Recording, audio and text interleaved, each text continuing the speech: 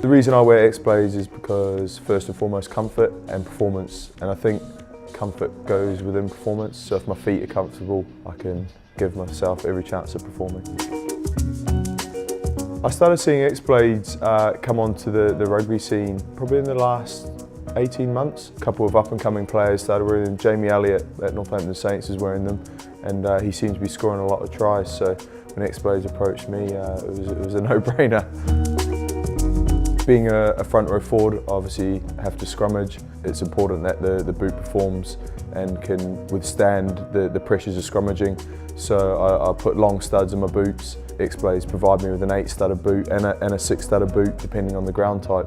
So in terms of performance, it caters for all my needs, so I can scrum and actually wear the Legend Speed on match day. Traditionally, boots amongst front row forwards were jet black, ankle cut, so quite high for stability. But I think as you've seen rugby evolve over the years, I think in terms of performance wear boots, everything has evolved as well, and I think it's harder these days to find black boots. I've always liked white boots. They look a little bit racier, but they are harder to keep clean. The best player I've ever played with skillfully is probably Carlos Spencer. If you look for a tight 5 forward, someone like Nacho Lobe, the Argentinian international, he wasn't the quickest or the fittest, but he was gnarly, he was skilled. I've been very lucky to play with a lot of good players. Growing up in New Zealand, my idol was Jonah Lomu. I was 10 years old in the 1995 World Cup. Jonah Lomu was 18, 19 years old.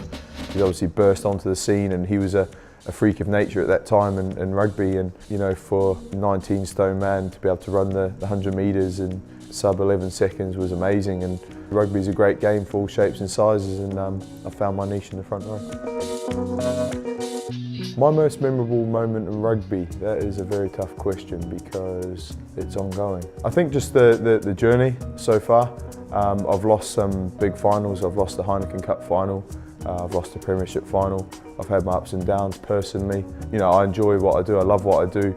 I love the grind of week to week, winning games, losing games, and if you lose a game, you've got a chance to put it right the next week. But in terms of seasons, my most memorable season to date would probably be our Heineken Cup run, going unbeaten to the Heineken Cup final and almost winning that game. We went 22 points up in the first half, and somehow that game slipped away from us. But what a season, it was very memorable.